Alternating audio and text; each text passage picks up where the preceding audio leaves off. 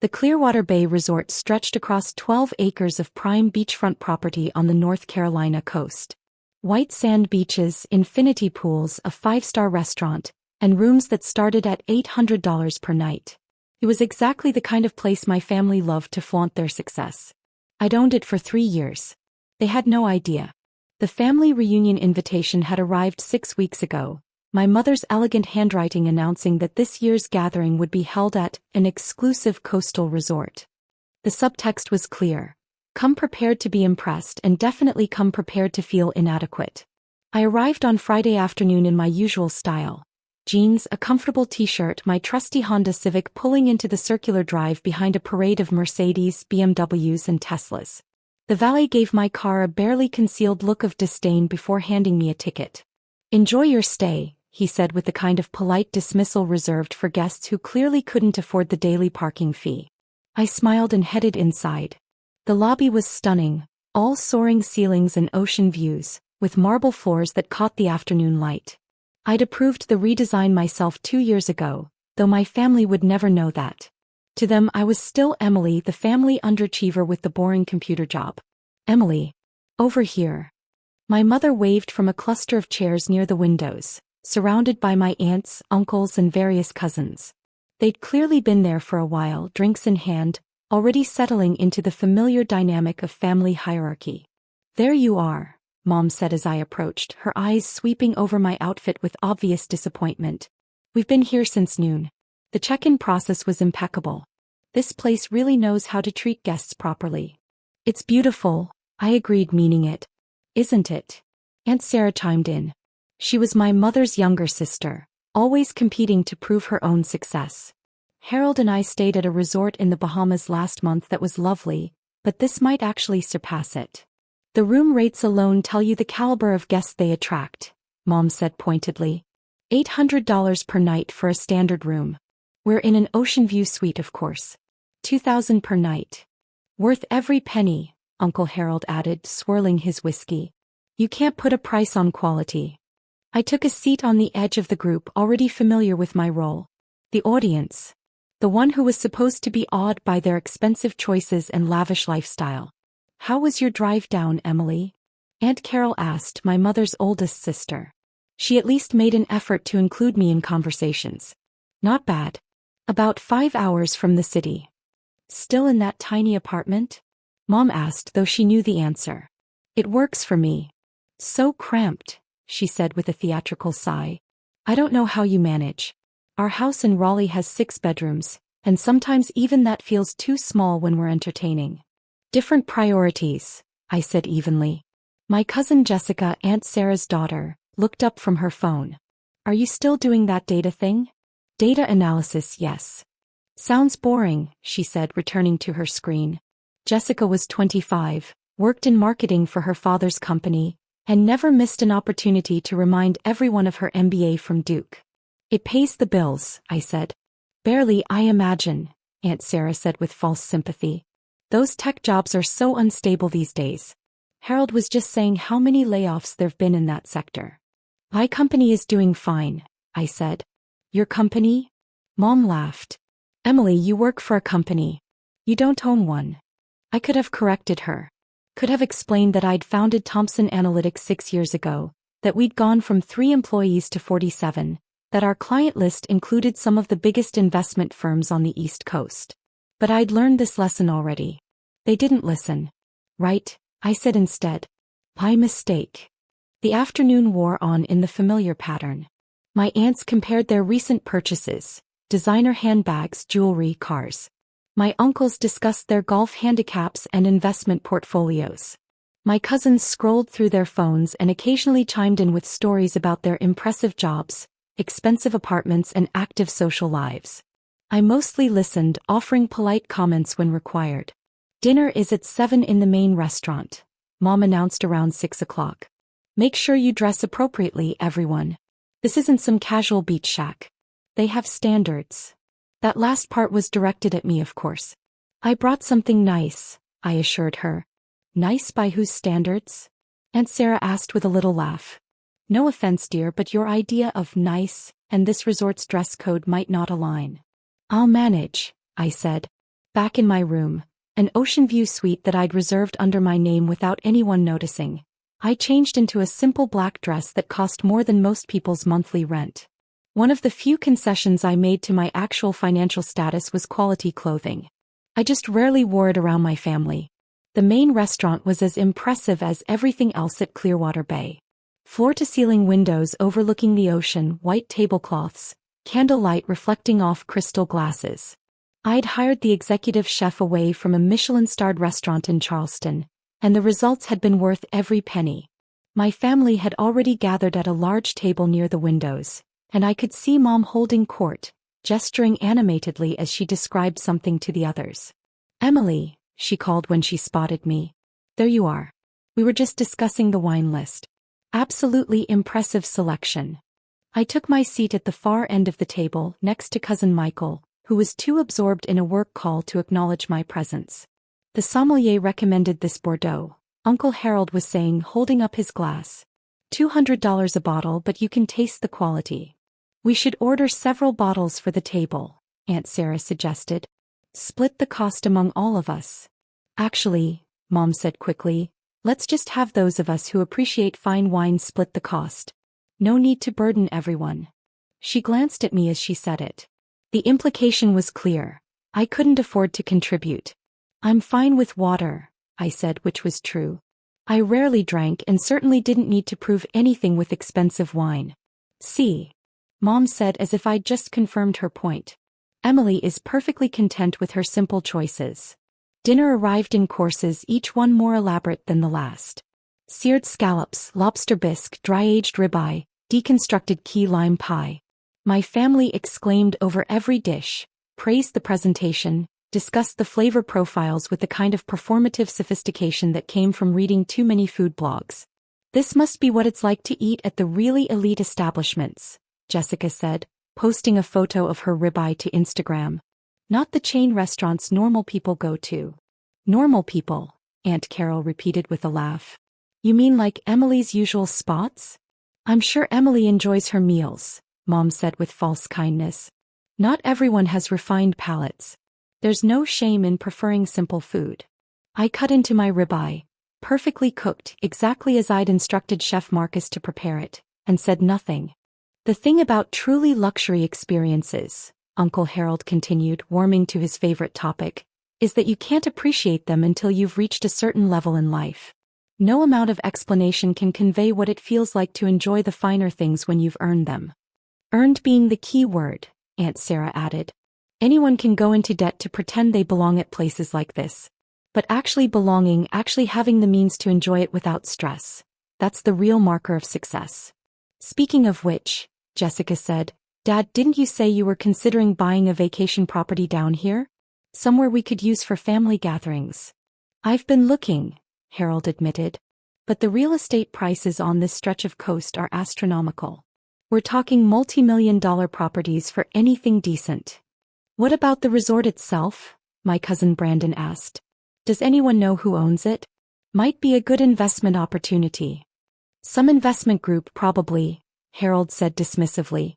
"These luxury resorts are usually owned by corporations or wealthy families. Not the kind of thing individual investors can get into." I took a sip of water. "It would be nice to have a place like this to call our own," Mom mused.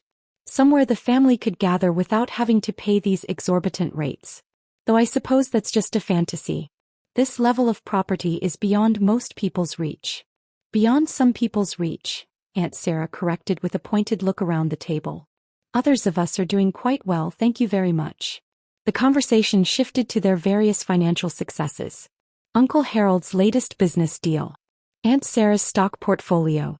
Jessica's promotion. Brandon's new condo in Charlotte. And then, inevitably, it shifted to me. "So, Emily," Uncle Harold said with the kind of forced joviality people use when they're about to make someone uncomfortable, "still living in that studio apartment?" "One bedroom actually," I corrected mildly.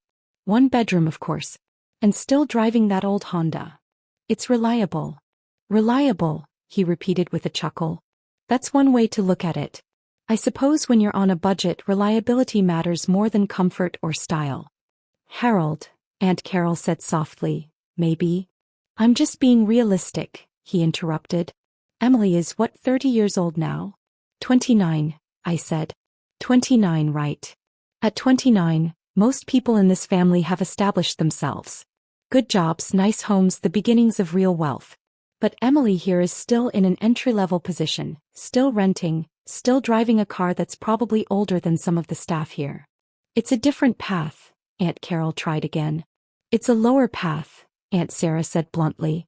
And there's nothing wrong with that. Not everyone can be successful. Someone has to be average. Mom nodded slowly.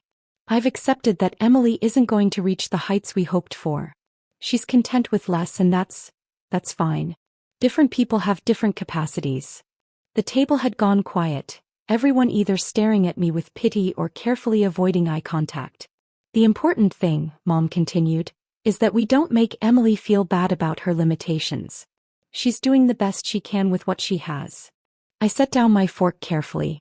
That's very understanding of you, I said quietly. We're family, Mom said warmly. We support each other regardless of success level. Even if you can't contribute financially to family gatherings like this, your presence still means something. Though speaking of contribution, Aunt Sarah said, we should probably discuss how we're splitting the costs for this weekend. The rooms, the meals, the activities we have planned. Obviously we'll divide it among those who can afford it, Mom said quickly. Emily, don't worry about it. We'll cover your share. That's not necessary, I started to say. Please, Uncle Harold interrupted. We know you're struggling. Let us help.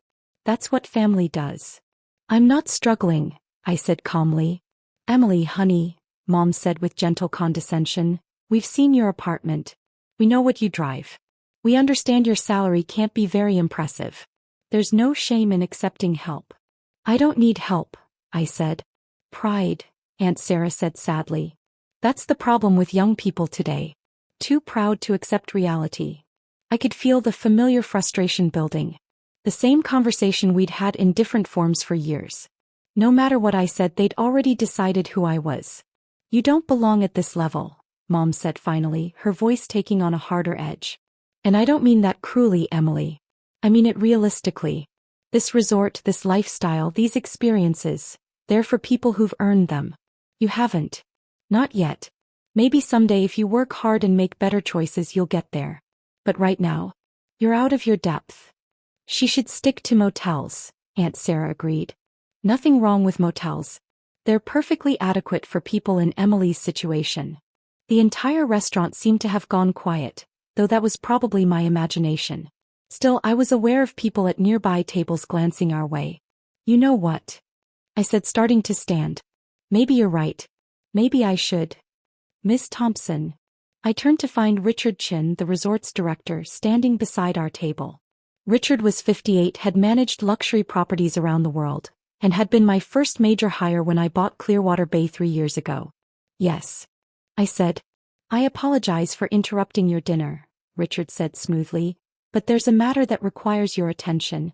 The contractors finished the renovations on the spa building, and they need your approval before they can proceed with the landscaping. The table had gone silent. Contractors. Mom said faintly. Richard didn't even glance at her. His attention remained fixed on me. Also, he continued, the architect sent over the final plans for the new beachfront villas. I have them in my office whenever you're ready to review them. And the quarterly financial reports came in today. Revenue is up 18% from last quarter. The restaurant is operating at capacity most nights, and we're fully booked through the next 6 months.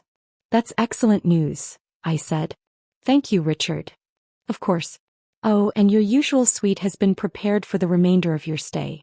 I know you booked the ocean view room for this weekend, but your private residence is always available if you prefer. Ocean view is fine, I said. Very good. Will you be attending the staff meeting tomorrow morning? The management team would appreciate your input on the expansion plans. I'll be there, I said. Richard nodded and turned to leave, then paused. Forgive me, but are these guests bothering you? I can have them moved to a different table if you'd prefer. That won't be necessary, I said. They're family. Ah, Richard said with perfect professional neutrality. Of course. Enjoy your dinner. He walked away, leaving absolute silence at our table. Mom's face had gone white. Aunt Sarah's mouth was hanging open. Uncle Harold looked like he'd been struck. Emily. Mom finally whispered. What was that about? That was Richard Chin, I said calmly, sitting back down. He's the resort director. He reports to me. Reports to you? Aunt Sarah repeated weakly. I own Clearwater Bay Resort, I said simply. I bought it 3 years ago. The renovations Richard mentioned are part of the expansion I've been planning. We're adding 6 new beachfront villas, upgrading the spa, and expanding the restaurant to include a private dining room for events. The silence stretched on. Own this place? Uncle Harold said. Yes. The entire resort? Jessica asked, her phone forgotten in her hand. The resort, the beach, the restaurant, all 12 acres. I purchased it for $47 million in 2021. It's now valued at approximately $68 million, thanks to the improvements and reputation we've built. 47 million, Mom repeated faintly. The financing was straightforward, I continued. My company, Thomson Analytics, had been doing very well. We provide financial modeling and data analysis for investment firms. I founded it 6 years ago with 2 employees. We now have 47 staff members and offices in New York, Charlotte, and Atlanta. Our annual revenue last year was $32 million. Aunt Carol was staring at me with wide eyes. Emily, why didn't you tell us? I tried, I said. Multiple times. But you'd already decided I was a failure, so nothing I said mattered. When I invited you to my company's launch party, you said it sounded boring. When I mentioned buying property, you assumed I meant a condo and made jokes about my starter home. When I tried to discuss my work, you changed the subject. But the apartment, Mom said weakly. The car. I like my apartment. It's a 15-minute walk from my office and I don't need much space since I travel frequently between our locations. As for the car, it's reliable and efficient. I don't need to impress anyone with what I drive. The room rates, Aunt Sarah whispered. You said they were $800 per night. For standard guests, yes. Obviously, I don't charge myself to stay at my own resort. But you wouldn't know that because you assumed I was staying in a standard room and struggling to afford it. Uncle Harold had recovered enough to look indignant. If you own this place, why let us go on thinking you were paying full price? Because I wanted to see, I said simply. I wanted to see if you'd treat me differently based on what you thought I could afford. And you did. You spent the entire evening mocking my supposed poverty, offering to help me with costs I don't need help with, telling me I don't belong at this level. We didn't know, Mom protested. Exactly, I said. You didn't know and you didn't care to know. You assumed and you judged and you treated me accordingly. But Emily, Aunt Carol said gently, why not just tell us the truth? Would you have believed me? I asked. If I'd sat down at this table tonight and said, by the way, I own this resort, would you have believed me? Or would you have thought I was delusional or lying? The silence was my answer. I built something real, I continued. I created a successful company from nothing, invested wisely, and bought a property I'm passionate about improving.